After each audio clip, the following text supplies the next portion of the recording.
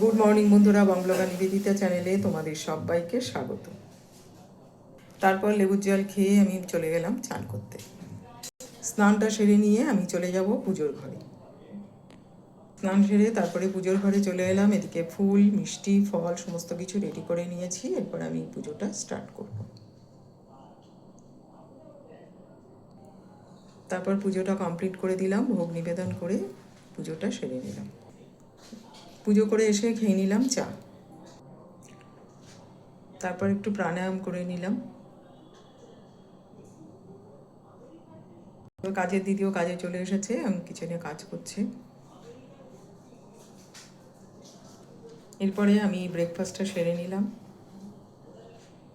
তারপর বাজার চলে এলো, মাছ, সবজি,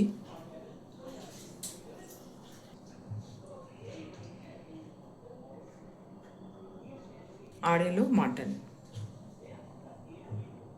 মাটনটা বসিয়ে দিলাম, এদিকে প্রেশারে করছি মাটন কষা হবে।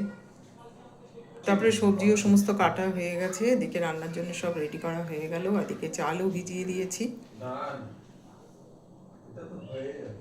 চিকেন কারি আর রেডি হলো। আর করলাম হচ্ছে ইলিশ মাছের ঝাল, ইলিশ মাছের তেল আর কাঁচা আমের চাটনি।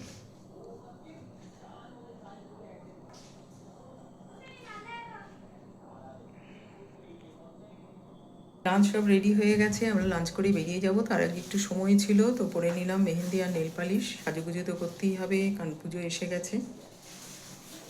এরপর দেখো লাঞ্চ সেরে আমরা বেরিয়ে গেলাম।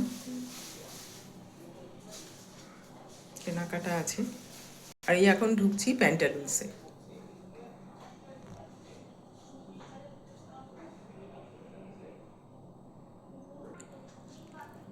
তো প্যান্টালুন্সে এসে দেখলাম বেশ ফাঁকা ফাঁকাই রয়েছে, কারণ উইকডেসে এসেছি। তো এই কুর্তিটা একটু ট্রাই করছিলাম, ট্রায়াল দিলাম একটু। এটারও কালারটা বেশ সুন্দর, এটা 3 পিস। আর এটা একটা হোয়াইট কালারের, এটাও পছন্দ হয়েছে, দেখি কীরকম হয়। তো তারপর যাই হোক কেনাকাটা সেরে বেরিয়ে এলাম, এখন যাব বাড়ি।